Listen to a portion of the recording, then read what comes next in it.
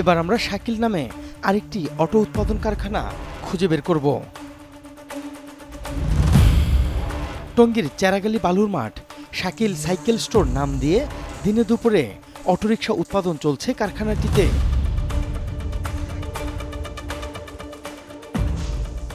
বিস্তীর্ণ এলাকা জুড়ে শাকিল সাইকেল স্টোরের বিশাল এক কারখানা, জনবল সংখ্যাও কম নয়।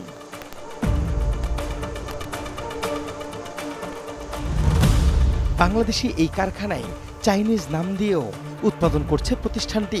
চাইনিজ নাম সান্ডি, জাল জালিয়াতির কারিগরও তারা। মহামারীতে রূপ নেয়া এই অটোরিকশার ভয়াবহতা থামাতে হলে গোড়ায় নজর দিতে হবে। এজন্য জানতে হবে অটোরিকশার বাম্পার ফলন কোথায়, অথবা কোন পথে এই যানের প্রবেশ। শিল্প এলাকা টঙ্গীর চেরাগালি ইন্ডাস্ট্রিয়াল জোন হিসেবে পরিচিত এই এলাকাটিতে অসংখ্য ছোট বড় শিল্প কারখানার অবস্থান। অন্যান্য শিল্প প্রতিষ্ঠানের আড়ালে পাল্লা দিয়ে গড়ে ওঠা এসব অটোরিকশার কারখানায় প্রতিদিন কয়েকশো অটোরিকশা তৈরি করা হয়।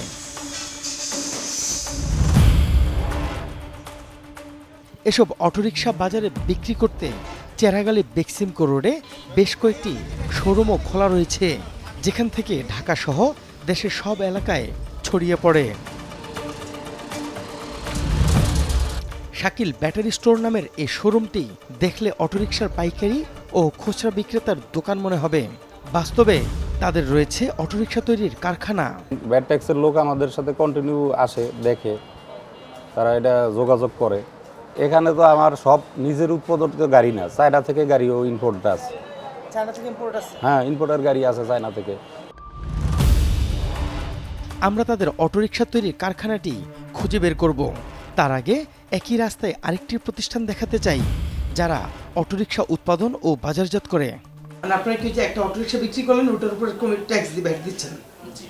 আর এমনি প্রোডাকশনে ভ্যাট দেওয়া লাগতেছে না এখন পর্যন্ত? প্রোডাকশনে তো ভাইয়া ওই যে আমরা যেটা বললাম, আমরা তো মূলত উৎপাদনকারী হিসেবে না।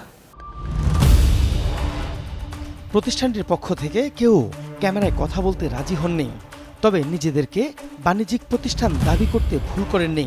অথচ আমাদের অনুসন্ধান বলছে এটি বাংলাদেশে উৎপাদিত অটোরিকশা প্রস্তুতকারীদের মধ্যে সবচেয়ে বড় প্রতিষ্ঠান। আমরা খুঁজে বের করি আল মদিনা অটোরিকশার কারখানাটি। শ্রমিকেরা এতটাই ব্যস্ত যে কেউ কারো দিকে তাকানোর সময় নেই। কেউ বানাচ্ছেন চেসিস, কেউ বডি, আবার কেউ বা ঝালাই করে জোড়া লাগাচ্ছেন। ওই 20 থেকে 30টা মাল উৎপাদন করা যায় প্রতিদিন। এবার আমরা শাকিল নামে আরেকটি অটো উৎপাদন কারখানা খুঁজে বের করব। টঙ্গীর চেরাগালি বালুর মাঠ শাকিল সাইকেল স্টোর নাম দিয়ে দিনে দুপুরে অটোরিকশা উৎপাদন চলছে কারখানাটিতে।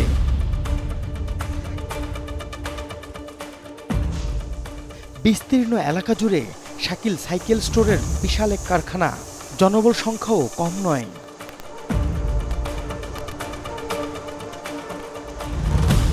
বাংলাদেশি এই কারখানায় চাইনিজ নাম দিয়েও উৎপাদন করছে প্রতিষ্ঠানটি। চাইনিজ নাম সান্ডি, জাল জালিয়াতির কারিগরও তারা। আপনারা এখানে কতজন লোক কাজ করতেছেন? আনুমানিক এই ঘরের মধ্যে 20 জন হবে। 20 জন আছে।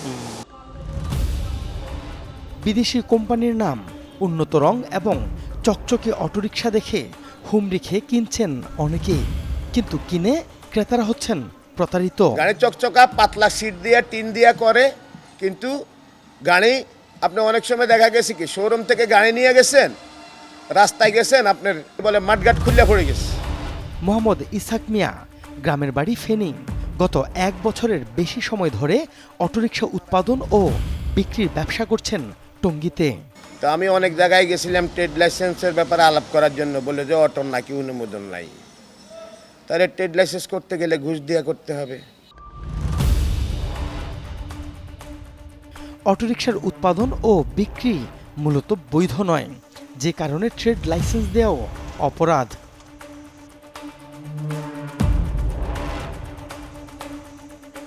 অনুসন্ধান বলছে পাচালিত প্যাডেল রিকশার সংশ্লিষ্ট সিটি কর্পোরেশন বা পৌরসভা থেকে নিবন্ধন নেয়ার বিধান।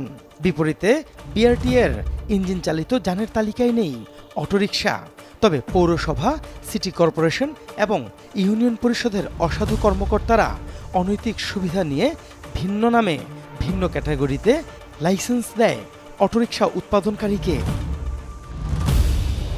যেমনটা করা হয়েছে আলমদিনার বেলায়। তাদেরকে লাইসেন্স দেওয়া হয়েছে আলমদিনা ব্যাটারি হাউস নামে, আর শাকিল সাইকেল স্টোর নামে লাইসেন্স দেওয়া হয়েছে অটোরিকশা উৎপাদনকারী এই প্রতিষ্ঠানটিকে। অথচ পণ্য উৎপাদন করে বিক্রি করলে আইন অনুযায়ী 15% ভ্যাট পাওয়ার কথা সরকারের। ফলে সরকার এই সেক্টর থেকে বিপুল টাকা রাজস্ব হারাচ্ছে। আলমদিনা সরকারকে রাজস্ব দিচ্ছে নাকি তাদের নামও ফাঁকির তালিকায়? দ্বিতীয়বার এই প্রশ্ন নিয়ে হাজির হলাম প্রতিষ্ঠানটিতে। এটাকে আপনারা তৈরি করেন কিনা? বডিটা তো এই যে দেখতেছেন যেগুলো, এগুলো আমাদের এখান থেকে মূলত রেডি করা। আপনারা তৈরি করেন? জি। তো আপনারা যেহেতু তৈরি করতেছেন, আপনারা তো সরকারকে আপনাকে বললাম যেটা, এই যে হুজুর বলছেন আমরা যারা স্টাফ আছি তাদের জন্য এই বিষয়গুলো উপস্থাপন করা আমাদের সাথে মুনাসেব না। এবারও প্রতিষ্ঠানটির পক্ষ থেকে কেউই কথা বলতে রাজি হলেন না। ফলে বুঝতে আর বাকি থাকে না শুভঙ্করের ফাঁকির বিষয়টি। তবে শাকিল সাইকেল স্টোর নিজেদের পক্ষেই সাফাই গাইলেন। আমাদের এটা শুরু থেকেই ওই রকম সরকারিভাবে বৈধতা ছিল না, কিন্তু এই জিনিসটা চলে কিভাবে যে পরিবেশ বান্ধব, মানুষের সহজে এই জিনিসটা কোনো ধোয়া নাই। ভ্যাট অফিসের নজর এড়িয়ে কোটি কোটি টাকার এই ব্যবসা চলছে, নাকি ভ্যাট অফিসের লোকজনও এই কারসাজির সাথে জড়িত? ফিরছি আরেকটা বিরতির পর। সম্পূর্ণ অনুসন্ধানটি দেখুন সার্চলাইট ইউটিউব চ্যানেলে।